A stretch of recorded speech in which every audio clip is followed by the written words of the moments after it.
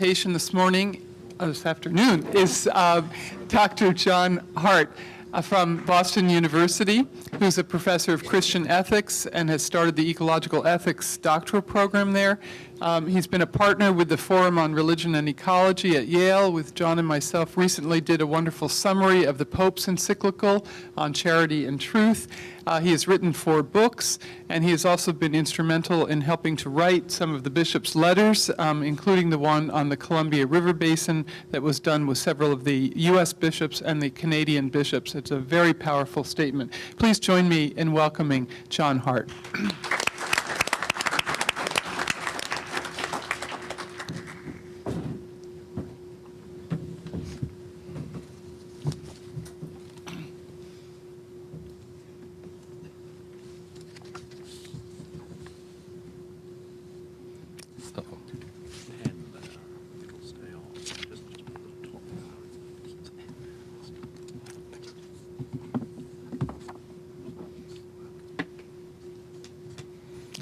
Thank you, Mary Evelyn. Thank you, Your Royal Holiness, Patriarch Bartholomew, for your prophetic leadership in the environmental issue. And thank you, colleagues from science and religion and a variety of other fields who are here as we try to collaborate together on trying to promote responsible care for creation. The spiritual dimensions of rivers are integrated with the social and subsistence dimensions of rivers. All are interrelated aspects of a single reality. Spirituality is not an abstraction disconnected from material existence. It is not solely a transcendent connection to a different dimension of reality. The spiritual dimensions of rivers, then, are inextricably woven together with the needs and relationships of members of the biotic community, the community of all life, human communities, their shared earth home, and the creating spirit who cares for them. Water is Earth's lifeblood. Without water, no life could exist on Earth. With water, the biotic community exists, thrives, diversifies, and complexifies in the air, on the land, and in the water itself. When water is pure, its life-giving role can be fulfilled.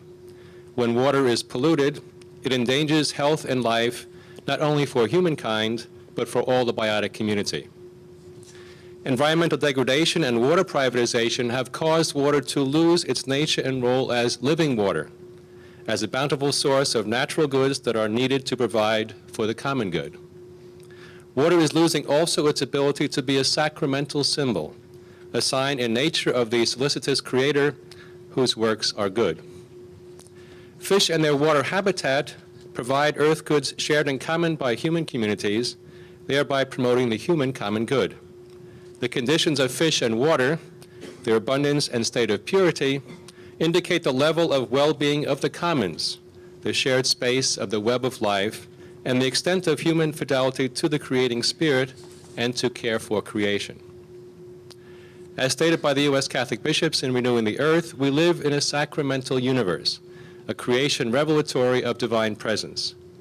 We live, too, in a sacramental commons, our local places of revelation and experience of divine immanence. We live, work, and form communities and interact with other biota and our earth home in a creation that should be respected in its own right and also as the locus of God's self-revelation. The social and spiritual dimensions of rivers and other places are linked in socio-ecological ethics.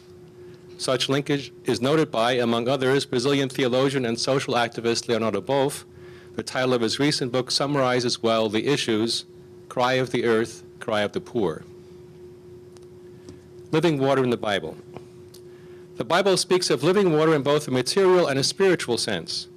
As a life-giving and life-providing nourishment, water that is alive is water flowing pure and free. In the Hebrew Scriptures, the Creator Spirit calls fish and water and all other creatures very good in the first creation story in Genesis. The Creator makes a covenant with all of them at the end of the flood story. In the flood story, the rainbow, a result of the interplay between water and light, is a sign of God's ongoing commitment to all of creation and a sign of hope for Earth's future. In the book of Job, this is reiterated once again. God is solicitous of the well-being of eagles in aerial heights, deer on land, and fish in water. symbolizing all life in air, on land, and in water. The opening verse of Psalm 42 links bodily and spiritual needs. As the deer longs for living water, so my soul longs for you, O God. The word as fish fill important roles. In the story of Jonah, a large fish saves the prophet's life and sends him back on his mission.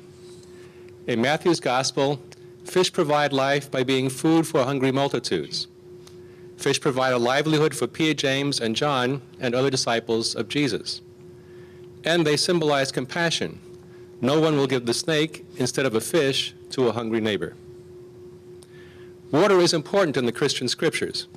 It symbolizes Jesus' initiation into his mission when he is baptized by John. It reveals his power over nature when he calms its threatening turbulence.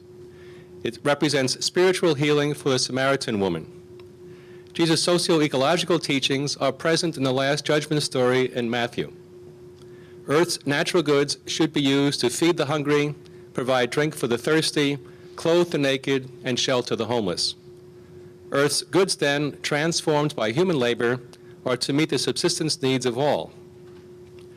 Rabbi Jesus, in his Jubilee year proclamation in the Nazareth Synagogue, reiterated this. The Jubilee promotes justice for the poor and respect for God's creation and creatures. These ideas are expressed in contemporary Christian social teachings in the term the preferential option for the poor. St. Francis of Assisi, of course, is well known for his affinity for kinship with all creation. In his famous Canticle of All Creatures, Francis actually sung this. It was a song that he composed to an existing melody. Some people perhaps who are very familiar with Francis and his love for all creatures wondered why in this particular song he praises the sun, the moon, the stars, the water, the fire, and so forth, but there's no mention made of what we might call organic life. The melody that he used actually was an Italian romantic ballad of the time which praised the flowers, the deer, and other animals. So when people would hear Francis sing the song, which he did when he entered towns, they would be able to integrate that all of creation actually is contained in the song. The melody has the organic creation, and Francis's words bring in the inorganic aspects of creation as brother and sister. In it he talks about, praise be my Lord by brother wind and air and cloud, and calm and all weather, through which you sustain your creatures. Praise be my Lord by sister water, who is so helpful and humble and precious and pure.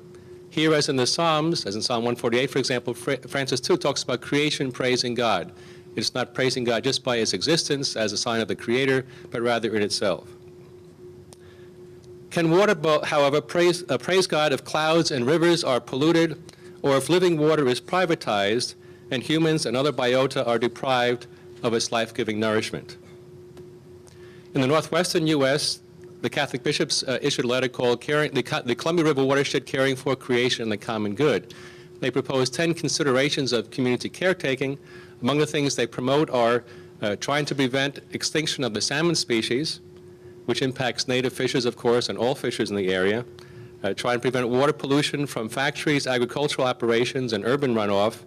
And a need for living water, water that is flowing free and pure, water that is seen, quote, both literally and figuratively as a giver of life. In their letter, the bishops cite many of the biblical passages noted previously and state that water and all creation reveal the presence and creativity of God. John Paul II, in a letter that was mentioned previously by Cardinal McCarrick, in his Ecological Responsibility World Day of Peace message on January 1st, 1990, states that for the Christian, care for creation is, quote, an essential part of Christian faith. It's not an add-on to what Christians believe or do. It's an essential part of Christian faith. These words haven't been, I think, quoted sufficiently enough, but they should be a stimulus saying it's not just an optional thing. It's supposed to be part of what we are as Christians. Native peoples teach a respect for creation that promotes sharing of earth places and provisions rather than separating them into private properties. Land, air, and water cannot be owned. They are part of nurturing Mother Earth and are for the use of all who need them. The spiritual, social, and subsistence dimensions of rivers are particularly intertwined in Indian and other native peoples' traditions. On the Columbia River, again between Washington and Oregon in the northwestern U.S., the life of David So Happy reveals the power of a Wanapum River people elder. His presence as a fisher, spiritual leader, and healer on Chewana, which is the indigenous peoples or native peoples' name for the Great River, from Che, Great, and Wana River, and his people are the Wanapum, the river people, which is now, of course, called the Columbia River, help his people to meet their subsistence, social, and spiritual needs. His words, work, and social activism promoted respect for fish and water. In the Chewana region, David was well known as a dreamer and as a traditional healer. A dreamer was someone, a dreamer with a capital D, who was specifically selected by the Creator to carry on the Creator's work. David had his visions, he had tremendous healing power in terms of people's illness, and he was very much a human rights activist. He taught that the power, he charged no fee for his healing services, since the healing power, the power of the universe, was a gift of the Creator to be used for the people. His livelihood came from his fishing, not from his healing abilities. The salmon were special to the Wanapum. The first catch of the season was celebrated with a Thanksgiving feast in which the whole community shared. In letters sent from prison and in interviews while in prison, David so happy reflected on how the Wanapum way of life integrated spirituality and sacred space. Quote, "When a person believes in the religion, he goes to Mother Earth so he can get the good teachings that the Creator gives to the believers. If the Creator wants you to know something, he'll tell you. We never see God, we only hear God." The Wanapum have a special relationship with the salmon. The salmon was created for the people to have for their own food. We are taught that if we honor our food, it will come back. If we stop, it will not come back.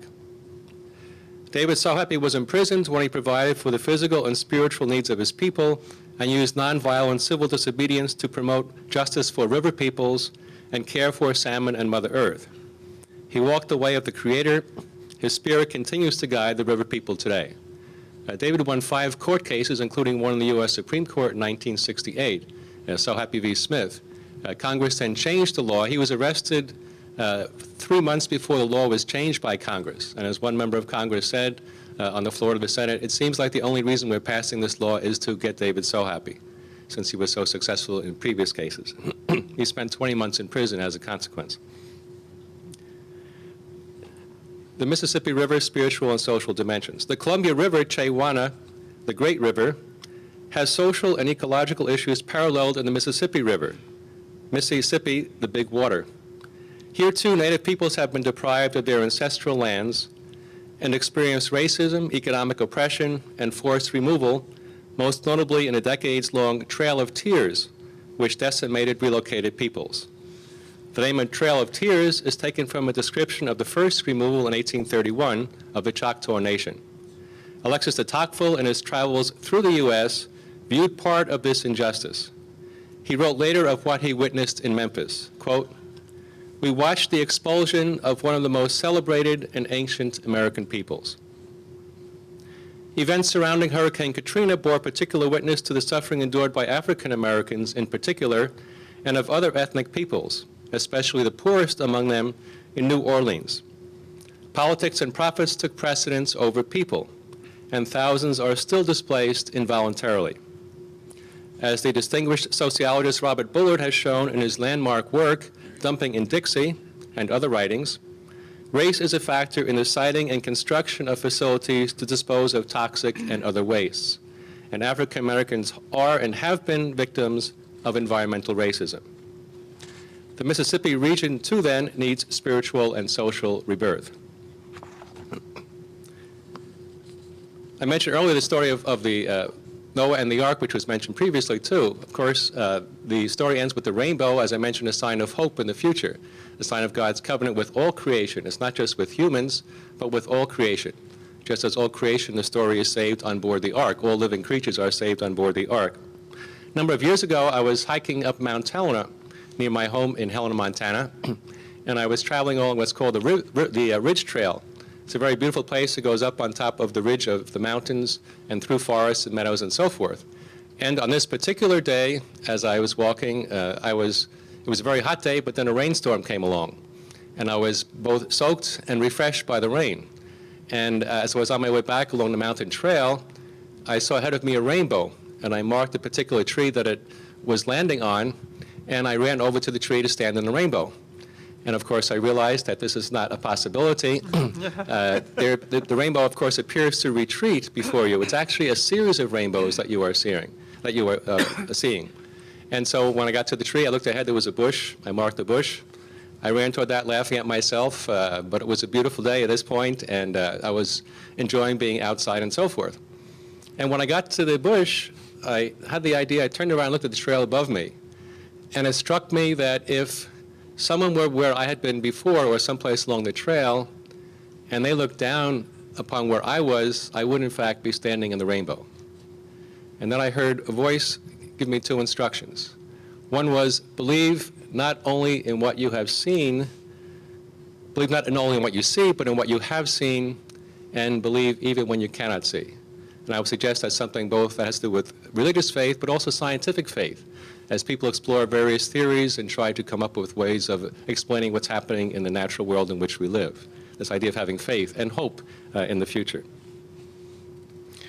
We live in a sacramental commons. We are part of a creation that is revelatory of the Spirit and provides natural goods that are intended by the Spirit to be shared by all life, to meet the subsistence needs of all creatures in interrelated, interdependent, and integrated interaction. Religion and science, visions and projects. The present is the mother of the future.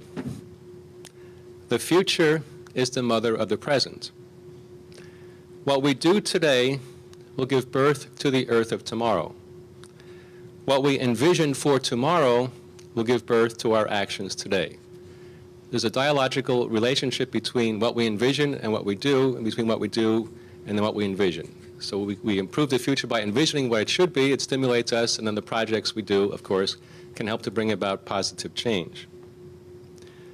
The future we envision for our descendants, all biota and earth, should be a source of our hope and a stimulus to our common projects.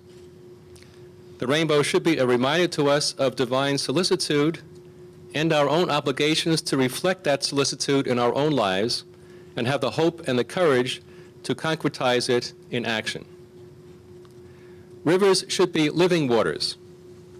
A watershed should be a regional sacramental commons that is part of the earth sacramental commons. In complimentary words, my friend Philip Deere, a Muskogee spiritual leader, social activist, and traditional healer, suggested that Christians should learn to respect Mother Earth. In Christian churches, he said, people hear the word Father frequently in references to the Divine Spirit. But, he added, every Indian knows what you mean when you say Mother Earth. We must all learn to say Mother as well as we say our Father. The Harvard scientist, Edward O. Wilson, double Pulitzer Prize winner, who in his autobiography some years ago asked the question, am I an atheist reductionist? And he answered it, yes, exclamation, yes, exclamation, yes, exclamation. Make it no doubt that was a term being used to attack, of course, some scientists and others for not being believers. But more recently, he's been talking about himself as being a secular humanist and even an agnostic. He's now 80 years old, still gives talks around the world. His most recent book was called The Creation, an Appeal to Save Life on Earth. In it, he writes the book as a letter to a generic Southern Baptist pastor. Wilson grew up in a Southern Baptist congregation in Alabama, and his pastor at one point gave him the option, you can either believe in Jesus Christ or you can believe in Charles Darwin. And evolution made a lot of sense, so Wilson did a lot of explorations on his own, studied evolution and so forth. Since that was the choice given to him, he decided to go with Charles Darwin. And he writes this book as a letter to a representative Southern Baptist pastor. And he says in the book, in the introduction, let us meet on the near side of metaphysics. You have your heaven and I have mine, but let us meet on the near side of metaphysics. Surely we can agree that the earth is imperiled and that we should work together for its betterment. He says, he continues saying that religion and science working together are the best hope that the earth has. So for him, that was something of a change in thought. He told me that he's more recently given talks to evangelical meetings of 1,000 people or more, and he said they seem to be very grateful that a scientist is reaching out his hand to them. So they don't try to convert him. He doesn't try to convert them. But now this idea of working together, he's giving talks around the country. Perhaps you've seen him on Charlie Rose, also fostering the same kind of idea. Disclosure, as I say in the media, E.O. Wilson wrote a blurb for my last book, an endorsement for my last book, Sacramental Comments, and I wrote one for The Creation. So I've come to know him. We've become friends in the last few years. If it seems like it's very difficult or impossible for people from very different positions to be able to work together to meet on the near side of metaphysics, I would offer a story from my own experience. On one occasion in Montana, I was out for a hike, and I passed by some huckleberry bushes. And when I passed the bushes, the berries were very enticing. I kind of grasped them on the fly, but I realized that since the berries were out, so too would the bears be out. And as I was going through territory that had both grizzly bears and black bears, I was very cautious. I didn't want to pause. And sure enough, I heard a crashing in the bushes, so I ran and climbed a tree and looked down, and a black bear came charging out of the bushes and began shaking the tree to try to dislodge me.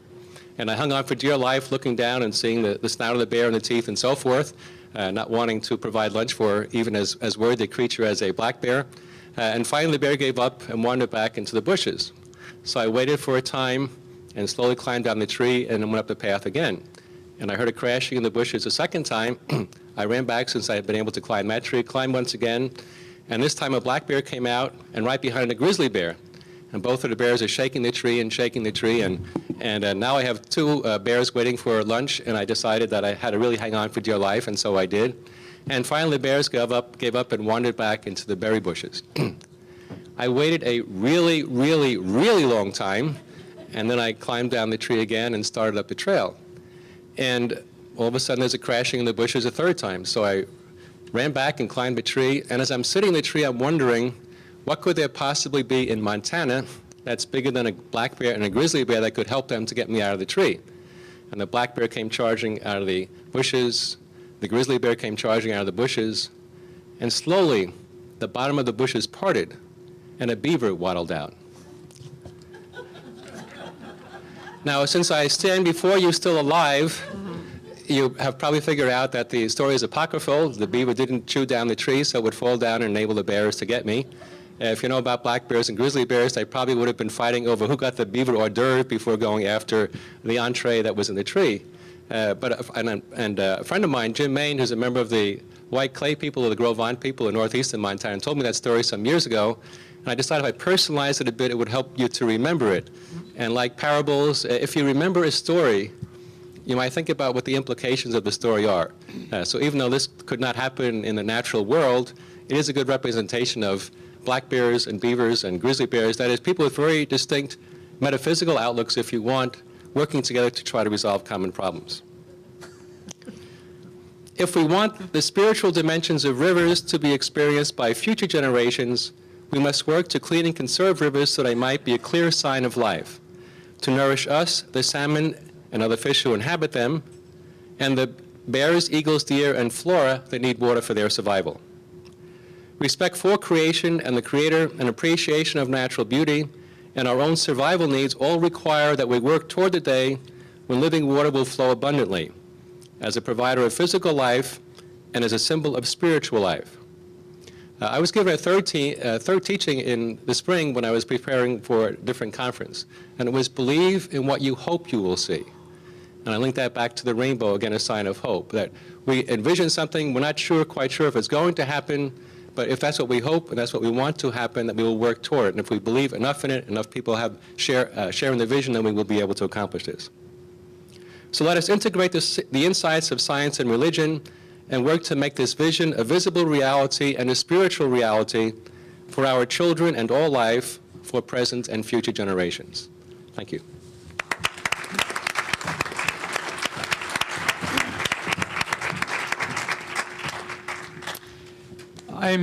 Thank you very much, John. I'm very aware that you've been sitting here for 2 hours, and I don't know if there's time for questions before you want to eat dinner, but maybe if there's 1 or 2 questions, and then we can break for dinner. Martin Kaplan.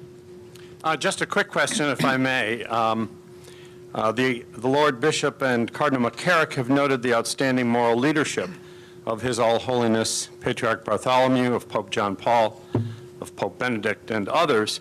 And there's no question that many faith leaders have provided a great deal of guidance for all of us. The question I have is, to what degree are we making progress with what I have referred to in the past as the ministering classes? At what point do the ministering classes on a regular basis discuss these issues with their parishioners and provide guidance to them?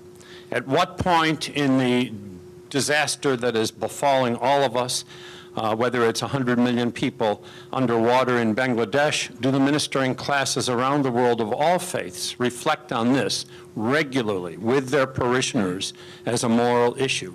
Or do they wait until it happens to Florida, and do they even do it then? So what progress are we making in translating the amazing moral leadership we have, much of which is reflected here, into the pulpits regularly? Thank you. Maybe we'll take another question and then we'll have a response. Sally, did you want to, Sally Bingham, make a comment? I'm an Episcopal priest from California, just to give you some background of where my thoughts might come from. I work on a religious response to global warming in the interfaith community. And I don't know who to actually address this question to, perhaps the Bishop of London, because we're of the same tradition, but I believe that without the religious voice in this dialogue, we will not make the changes that we need to make, that the religious voice is paramount to making the changes.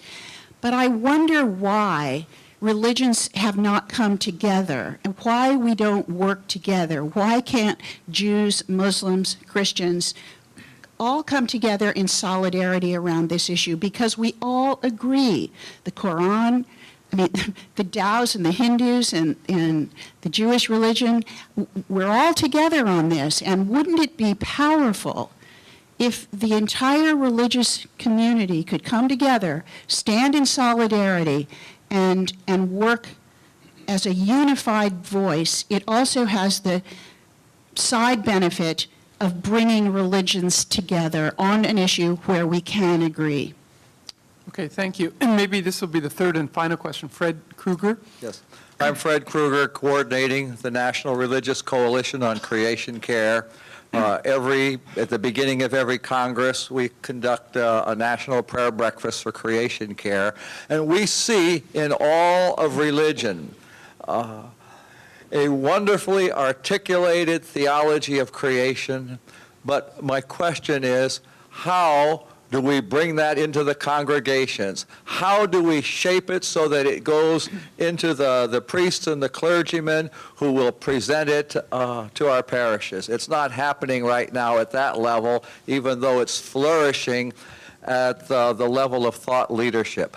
Okay, well, I think this reflects Martin Kaplan's question. So who would like to begin?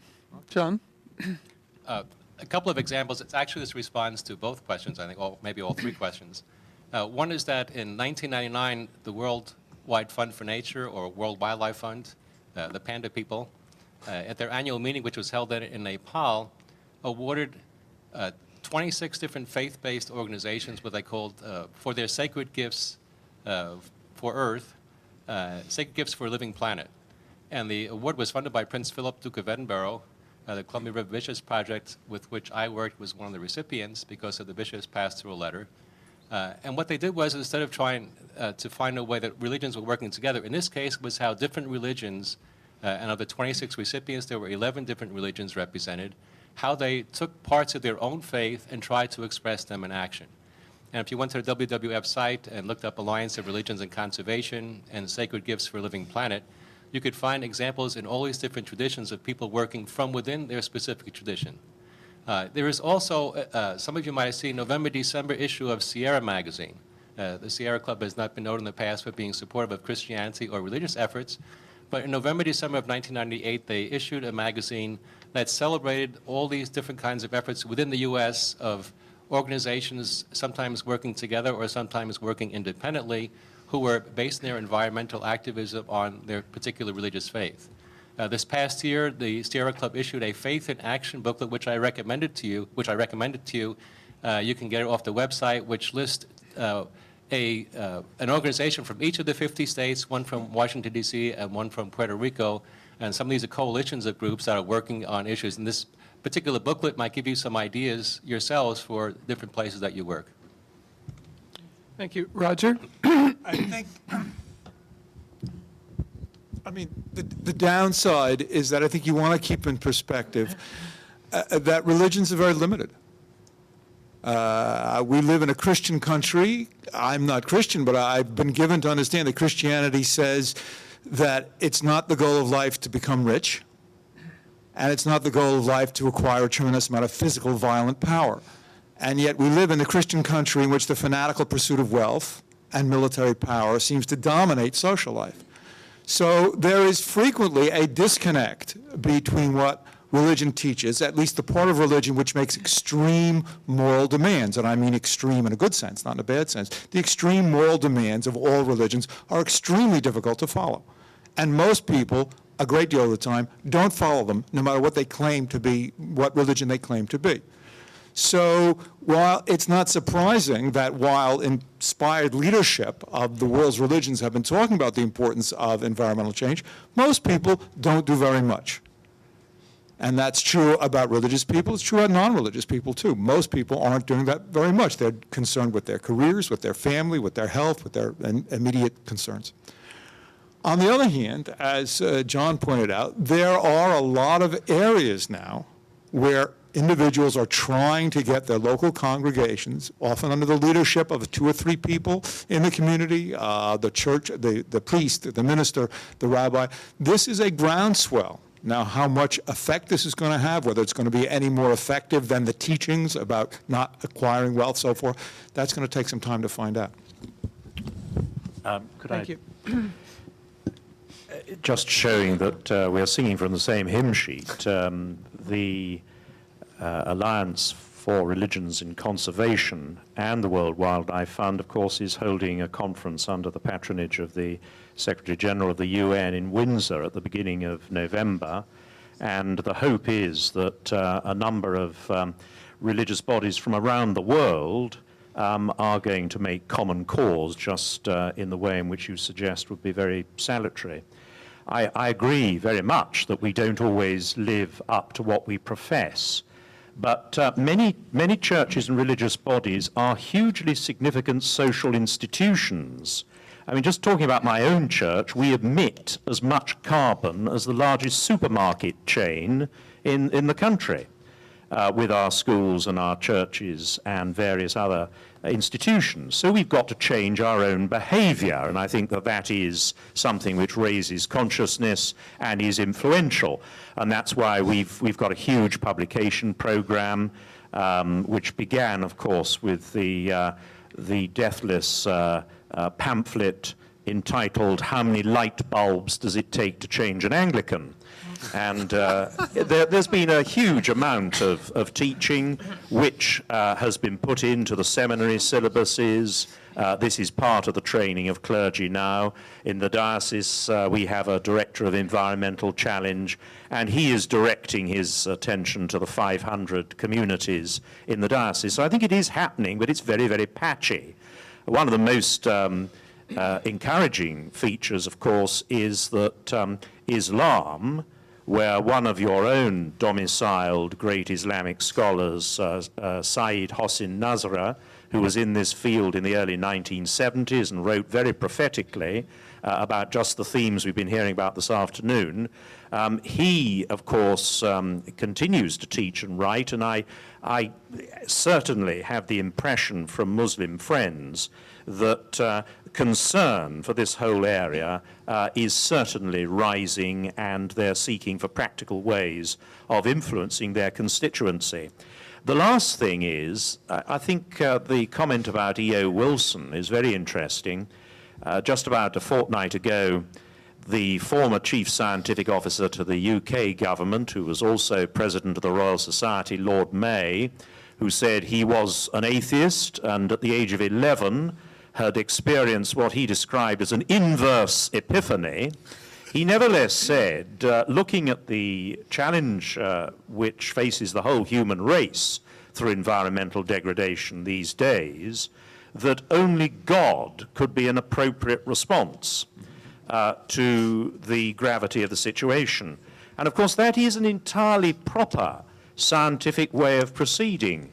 You posit as a hypothesis an entity that is invisible, but without which it is difficult to see how the whole system coheres, and you proceed on that basis. It's very much the same sort of basis as people are using in the researches in Geneva in the Great Collider. They've posited the existence of something called the Higgs boson, but nobody's ever seen it. And I think it is very interesting how this particular crisis that is facing the whole of the human race is pushing us together. And certainly there's no room for complacency or lethargy, but I think there are some signs of hope. Thank you. Cardinal? I thought it was very interesting that the three questions were basically around the same subject, which I think indicates that in all our minds we're saying, when do we get this news out? And of course we've gotten it out and it's out there, but it does not hit the people who are not in the geographic areas which are being tremendously hit now, except that as we hear about these things that are happening, I think more people become aware. I think two things, if I may. First is to say, that last point that I was privileged to make in my talk about that Catholic Climate Covenant, this is precisely aimed at the grassroots. This is precisely something that the Bishops' Conference of the United States Catholic Bishops have really begun to decide this is what we're going to go into every parish in the United States. And so whether it works or not, but at least it will begin a new development on the grassroots level. And we're putting a great deal of emphasis on, putting a great deal of funds into it, and hopefully trying to have this make a difference. I think also one of the things that is making people more aware is the work of in my shop, Catholic Relief Services, where now priests and lay people who have had some experience in this area are going from parish to parish and talking about the developmental and even environmental needs of the world. So we are doing something. Not enough, obviously, and that's why the three questions are there, and that's why all our answers are filled with hope and not necessarily with great statistical response. But I think basically what we are saying, all of us, and is that that's why we're here. That this is one of the answers to the question is that when are we going to do something? Well, we're doing it. Thanks be to God for Patriarch Bartholomew's Holiness. We're here, and there are other places around the world where, because of the inspiration of someone like him, we're beginning to do this. I'm filled with hope on this. In our business, you have to be, but I think that is so important. You know, and the ultimate answer is one that Lord Richard came up with. The ultimate answer is, this is God. It's not only our problem, it's God's. And he's good at solving problems and even once in a while getting us to work with him on it. So I have hope. I think the questions are good questions. They present a real challenge to us. But, you know, little by little, with our insufficient efforts, we're going to try to make a difference. Thank you.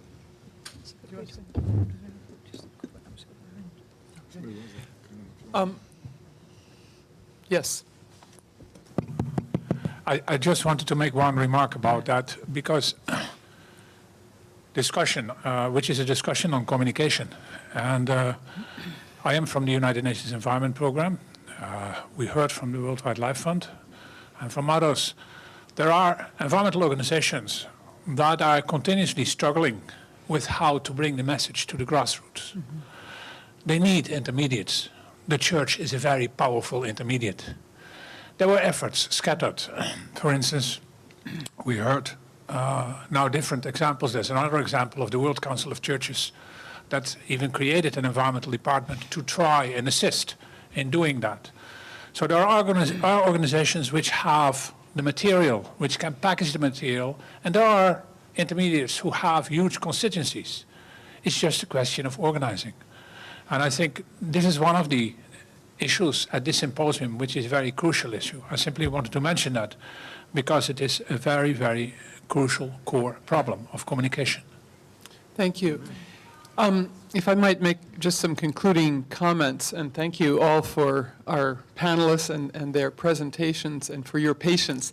I would also just like to say that I think this new area of religion and ecology is not really more than a dozen years old, and thanks to a number of people in this room, the conference series that we had at Harvard that brought together 800 scholars and environmentalists from all over the world was a beginning of trying to examine the resources of these traditions and also illustrate some of the practices. And these books are now available. There's a large website which has engaged projects and so on. But I do think what's pointed out by these questions is two areas that still need to be worked on. And one is the greening of seminaries. We did actually a huge project in the 1980s of greening of seminaries at Claremont in California and Chicago and at Union Seminary in New York.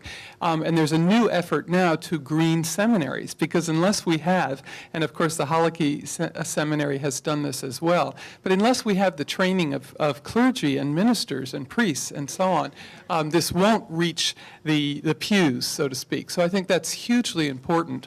But I do think with the film renewal, and with Roger's book demonstrating what are some of the grassroots movements, both from the statements of the various world's religions, which are all available on this website, the statements of the Anglican Church, of the Catholic Church, and Protestant churches, as well as let us remind ourselves of the other world religions. Because I do want to suggest that the question that Sally asked about multi-religious cooperation, in the Asian world, this is not so much of a difficulty. Last summer we met with the Minister for the Environment, who's keenly interested in China of bringing together Confucianism, Taoism, and Buddhism for protection of the environment, and has translated these books from Harvard into Chinese, and they want to translate all of these books. The largest institute for the study of world religions in the world, 90 scholars, is in Beijing, is in China, and they want to do this. So I think this is extremely important, of course, that we draw in the fact that the rest of the world is very interested in this as well. And just one final comment. Christy Brown is here from Louisville, and the Festival of Faith has been going on for some 15 years, which has been very significant in interreligious dialogue on a variety of topics, but this year in particular will be on water. And so we welcome that huge effort from the Heartland, and we thank you for being with us. So please join me in thanking all of our presenters, and thank you, Your All Holiness.